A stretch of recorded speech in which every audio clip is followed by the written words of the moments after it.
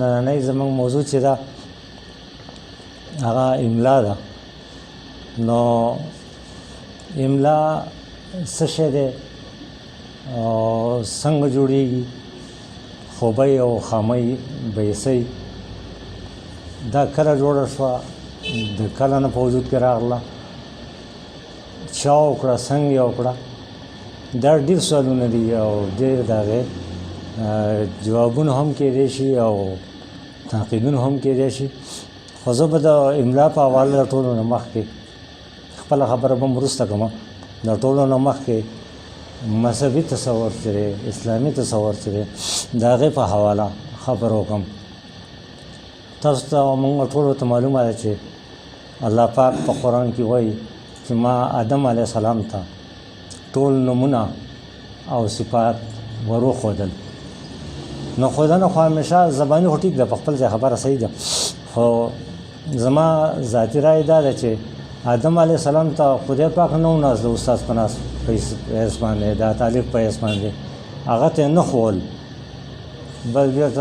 فرشتو ته به یې دا ډیوټي حواله کړې چې یاره تاسو دته دا وښایئ. او یو خبره د بل هم واضح کېږي او ظاهرېږي چې هغه په خپله امي و، د هغه سره خو خبر کول هم څوک نه، هوا به چې دا خو وروسته راغلی ده. اوس چې دا نومونه او صفات ورته وښولی شو، نو دې مطلب دا شو چې په لیک کې څه شی موجود و، انریټن څه شی موجود و، هغه نومونه او هغه صفتونه هغه لکه څنګه چې د قرآن په اخرنو صفحو کې موږ د خدای پاک یو کوم سل نومونه صفتي نومونه وایو، داسې څیز موجود و چېرته. د هغې نه هغه ته هغه زده کړه ورکړه او هغه عالم شي، یو قسمه زده کړه واخېسته او هغه عالم شو. او زما ورسره بیا دا هم ده چې آدم علیه السلام او دا دنیا دواړه یو ځای پیدا شوي دي، ځکه چې هغه هم موږ ته په کتابونو کې ویلی شوي دي چې په شپږو ورځو کې دا دنیا جوړه شوه او برابر شوه او آدم علیه السلام یې ورله راوسته. هغه نو تی خو به څه ویې که نه، چې څه ویل هغه څیزونه یې د ځان سره تیار راوړي، روغ جوړ، ځکه چې خو الرډي آدم علیه السلام ته ښویې شوي وو. نو دا که د هغه بچي اولاد راغلی دی، که نو خلک هلته موجود وي یا نور مخلوق هلته موجود و، نو هغو ته د هغوی سره یو ځای د هغو په هغه کې راغلی دی. او که د دنیا د جوړښت عمر 1,00,000 کاله 2,00,000 کاله کروڑونه وي، نو داسې همدغه عمر ورسره د دې دنیا د جوړښت او د آدم علیه السلام هم دی. نو زه په دغه حواله دا ویل غواړم او دا وایم چې دا املا او دا لیک د هغو چې څومره عمر دی، که 1,000 کاله دی، که 1,00,000 ته کروڑ دی، دا ورسره هم هغه عمره زوړ دی. املا څه شی دی، څنګه جوړیږي، څه پایدې لري؟ نو زما په فکر، زما د عقل مطابق هغه خواره واره بې ترتیبه ټکي، توري، نښې، نښانې، علامتونه، اشکال، اوازونه، بې غږه ټکي چې هغې اواز نه لري، خاموشه دي، هغه ټکي او توري دي چې ځان له غږونه لري، جدا غږونه لري، مختلف غږونه لري، مختلف اوازونه لري. خو دغه مفرد او یوستوي ټکي، دغه ټکي چې خپل غږ خو لري، خو په خپل ځاني یوازې یوستوي، سنګلي، ځکه نو دغه بامقصده اوازونه نه ورکوي، مفردي یوازې. نو د دې وجه نه دې بامقصده اواز نشي ورکولی. خو چې کله د زمانې د مرور او د تګ او دغه روانۍ سره مربوط وټلي او مانوسه قابل فهم ټکي پیدا شي، مانوسه او قابل فهم ټکي شروع شي پیدا شي، نو دغه ټکي په یو تار کې په یو خاص انداز کې وپیل شي او دغسې ته ښایسته امیل او هار جوړ شي. املا همدغه ته وایي. ټکي شو او ټکي د املا توګه شو. ټکي په خپل ځای، حرفونه په خپل ځای، ورډز نقطې په خپل ځای، خو دا د بل شي یعنی د بل څیز، د بل علم، د بل کار د هغې توکي دي، د هغې مساله ده. یعنی دا مونږ کوم ټکي چې وایو دا د املا دپاره ضروري څیزونه دي چې دا به غږ ولري، ټکي به ولري، مربوط به وي او په ښه طریقه به لیکل شوي د امیل په طور پر یعنې دغه به نه وي، بې خونده ټکي به نه وي. زما په نسبت سره چې وخت په وخت هغه اسلامي نقطه نظر هم ما وویل، هغه زموږ د عقیدې خبره ده، نو ځکه مې دا خبره وکړه. نو موږ خو دا وایو چې دا شادوګان پخوا بني ادم وو، د سزا په طور باندې بیا د دینه شادوګان جوړ شو، ژبه ترې هم لاړه، چاړهګان هم شو، لکۍ هم پیدا شوې، څلوربولي باندې هم شو، هر څه شو، دا وشو. خو دا چې بني ادم ترقي کوي ټول دنیا، بلکې د هغې ځناور هم او د هغې ونې بوټي هم او ټول دنیا لګیا د ارتقایي عمل نه تېرېږي. هر وخت دغسې انسانان هم دي، دې ارتقا کوي، د دې ژبه ارتقا کوي، د دې دود دستور ارتقا کوي، یو خاص شکل کې هغه مخې ته راځي. او بیا موږ خو دا وایو چې موږ دا دنیا، ژبې او دغه ټکي دا نیچر دی، دا قدرتي دي، دا فطري دي، دا پیدا کېږي، د وخت سره پیدا کېږي. یو ژبه د بلې ژبې نه اثر اخلي، یوه ژبه بلې ګاونډي ژبې ته څه ورکوي او د هغو نه څه اخلي. دا شان د تهذیبونو جنګ دی چې د انګریزانو حکومت موږ انګریزي راوړه، په موږ یې راواړوله، چې د مسلمانۍ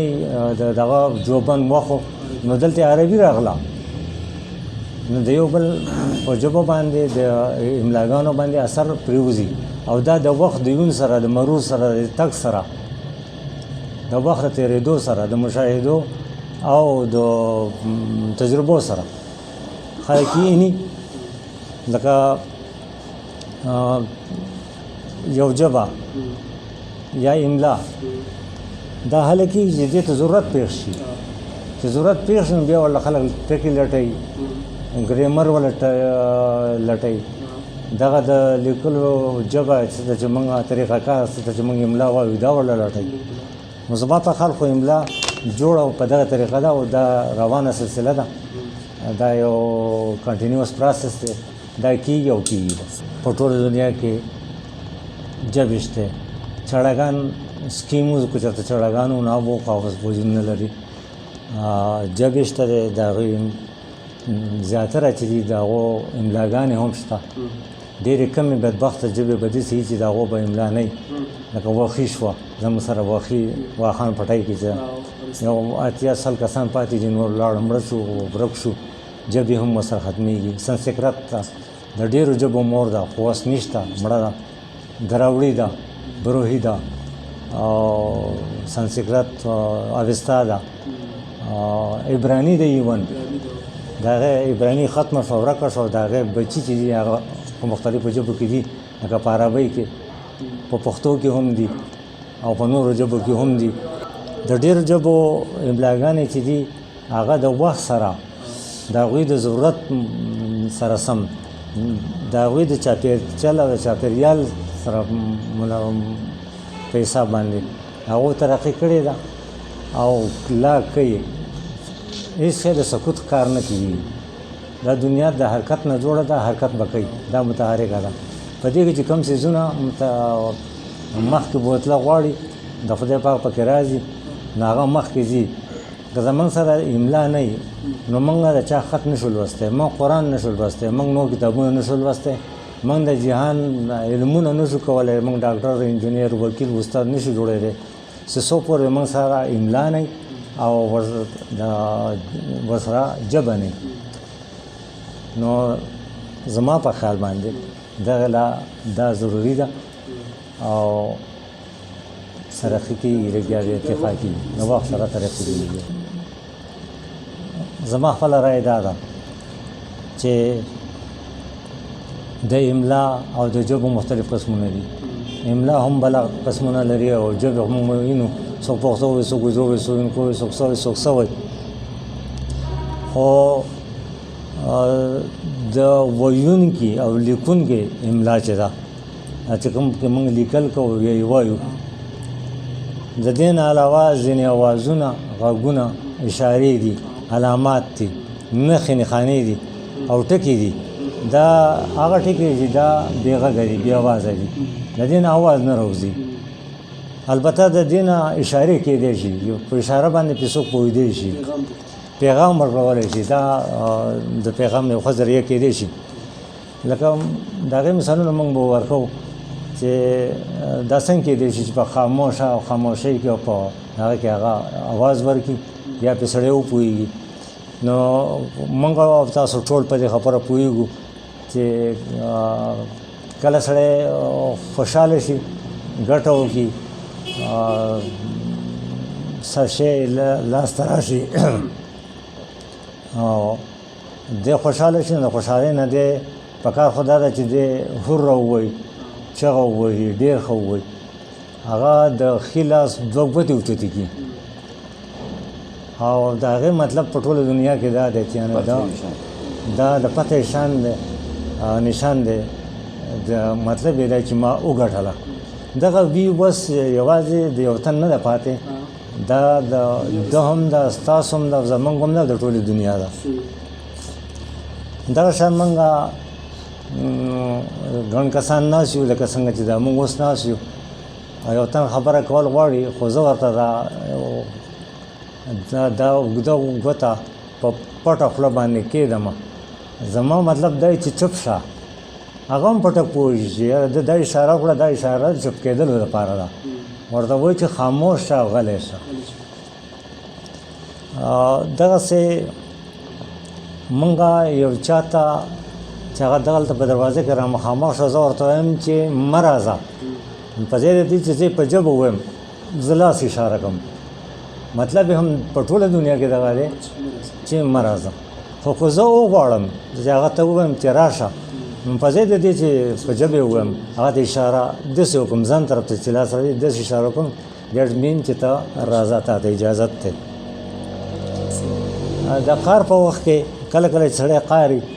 خصوصا زمونږ خویندې میندې داسې کوي چې څوک قاري، نو هغه چې چاته قاریږي نه د ډېر سوخت نه، هغه سیویر اینګر نه هغه څه کوي، هغه علامات چې دی هغه پکاروي او خپله مرۍ هسکه کړي، غاړه هسکه کړي او ګوته پرې د ښي ګوته پرې داسې راکاږي. د دې مطلب دا وي چې ښه ده که نه، که مې حلاله نه کړې، حلال مې نه کړې، مړ مې نه کړې، دمکي ده. دغه شان د دې نه علاوه د نه کولو په حواله چې یعنې مه کوه یا نه یم خبر، نشم کولی، یا څوک د چا نه تپوس وکړي تا پلانکیا لیدلی و، هغه وایي نه مې لیدلی، نو په ځای د دې چې هغه ووایي چې ما نه و لیدلی، دی څه وایي داسې یو دغه هم دی دغه طریقه دغه جوړېږي چې په دې وښکي او شونډې په دې منځ کې یو نری غوندې اواز پیدا کېږي. اوس مونږ پرې پوهېږو چې دا زموږ ژبه ده، مونږ پرې پوهېږو چې دا د نه دپاره غږ دی، د ناخبرۍ دپاره غږ دی، د بې فکرۍ دپاره غږ دی، دا اشاره د هغې دپاره ده. نو دغې ته مونږ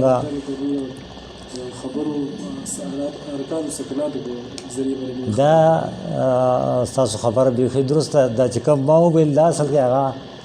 باډي لینګویج دی، یعنې حرکات او سکنات دي چې سړی په لاسو، په سترګو، په خولو یا په نور داسې څیزونو باندې دغه کوي، اشاره کوي، یعنې بې غږه، بې اوازه، چې څوک یې شور او خبره واهم نه اوري، خو دی په خبره پوه شي، په ټوله قصه پوه شي هغې ته. دغسې دغه ټول علامات او اشارات چې ما بیان کړه دا د املا توکي دي.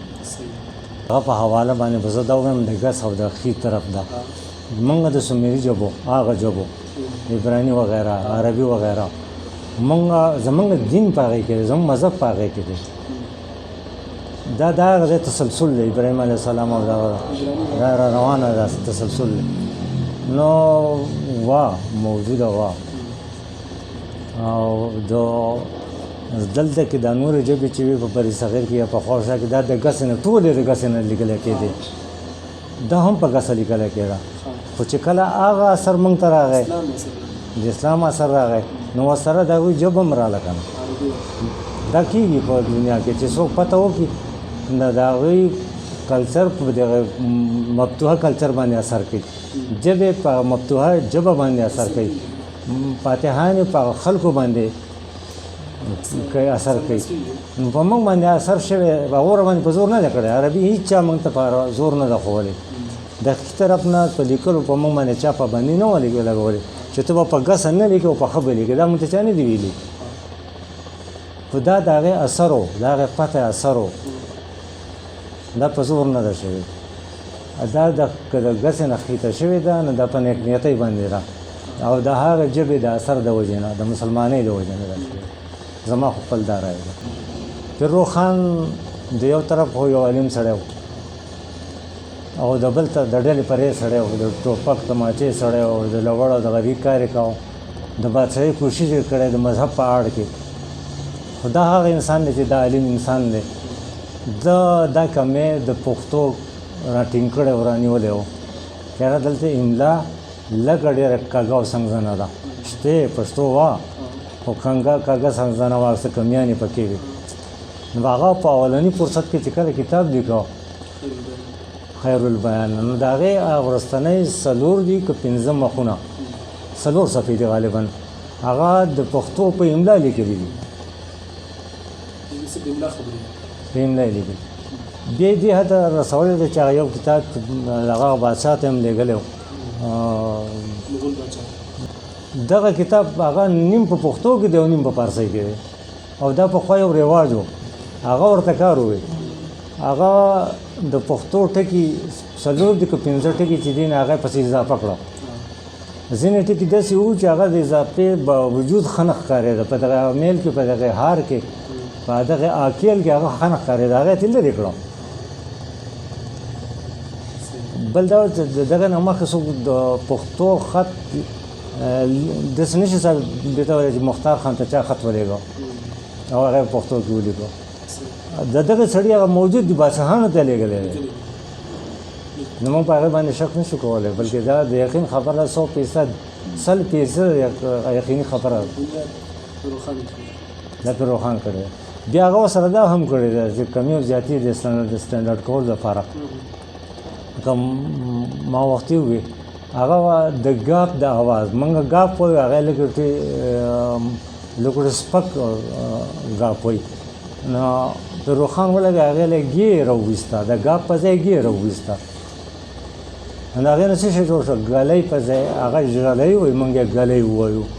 هغه ژیره وایي موږ یې ګیره ووایو هغه یې خوږ وایي موږ یې خوږ ووایو دا چا کړی دی پیر روښان کړی دی پراخ زموږ سره ډېر شی ټکي وو اوس موږ سره څلور څلوېښت دي هغه وخت خواوشا څلوېښت وو ډېر څیزونه لکه موږ ټې لرله ټې خو په ټې له پاس به یې طفې کوله او دغه اسلوب چې دغه طریقه کار چې دا خوشحال خان خټک و هغه هم دا چل کړی دی دی ولګېد دغه طفې ته یې لرې کړه د عربۍ ټکی ته ووي دا د عربۍ ټکی و که نه هغه ته یې لرې کړه دا یې لاندې راوړو ګوډې ورته وکړه د پاسه دوه ټکي ولیکل